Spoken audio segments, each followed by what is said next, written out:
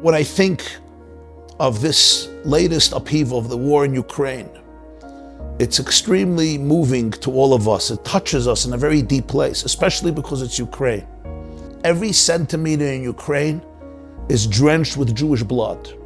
I don't know that there's a community in the world that suffered like the Ukrainian Jewish community. You may have heard of the pogroms of 1648, 1649, the Khmelnytsky pogroms, Gzeres Tach and Tat, when the Cossacks slaughtered, tortured in the most horrific ways, which I'm not going to describe, enormous amounts of Jews, men, women, and children, and in horrific ways. This is in the 17th century. And then again in the 18th century. The famous pogroms, again of the Cossacks, of 1768.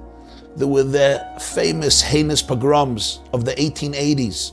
After the assassination of Alexander II, the Tsar, in 1881, pogroms were unleashed on Ukrainian Jewry, which caused a mass immigration also to the United States, to England, to other places.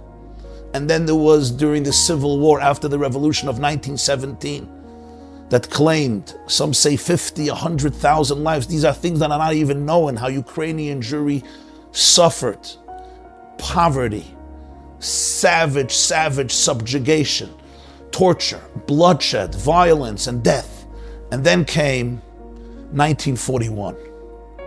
Even the most conservative numbers put the number of victims of Ukraine at 900,000. Some say it's more like 1.5, 1.6 million.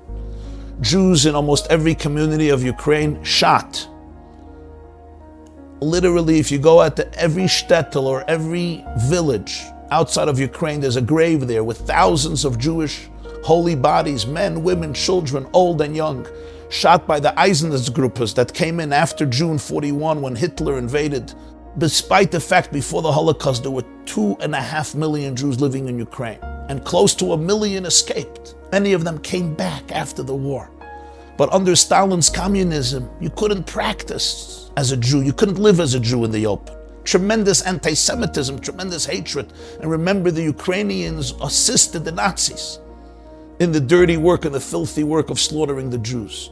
And then communism falls, and a miracle of miracle happens. A resurrection of Ukrainian Jewry. If you want to understand the miracle of Jewish history, you go back to those places and you see the Tchiyas HaMesim. You know the prophecy of Ezekiel, where he discusses how he sees the dry bones and they have no hope, and God says the dry bones will come back to life.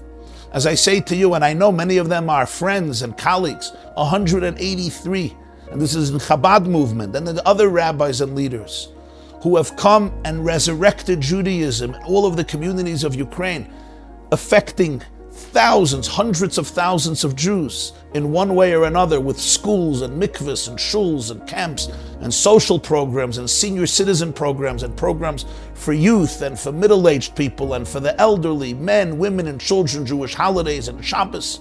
Simply incredibly inspiring to understand the secret of Netzach Yisrael, the eternity of Israel. So when you look at such a history, and remember something else, some of the greatest luminaries of the Jewish world came from Ukraine. The Baal Shem Tov, who changed the Jewish world, where did he come from? Ukraine. He was born there, raised there, lived there in Mezhebush, Ukraine. The Lubavitcher Rebbe, who changed the Jewish world in our generation, where was he born and raised? In Ukraine. Luminaries like Reb Nachum Chernobyl, like Reb Nachman of Breslov, one of the great spiritual masters of Judaism, also Ukraine. His burial place is in Uman, which also experienced some heavy explosions in the last few days as we pray for all of those communities in Ukraine. I think 3 of the prime ministers of Israel come from Ukraine, if I'm not mistaken.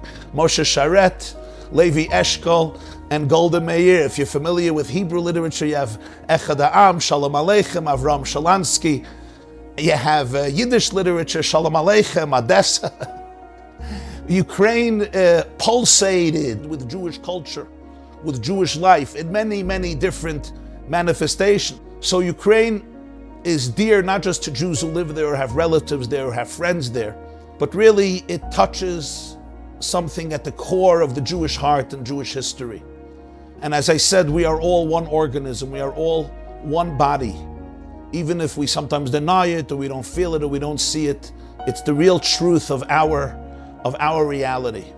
And those Jews give us tremendous strength as we want to give them strength, thinking about them, praying for them, sending our love, our blessings, our prayers, and every possible thing we can do financially and spiritually to be able to uplift the morale and strengthen their spirit during these very, very excruciatingly challenging and difficult times.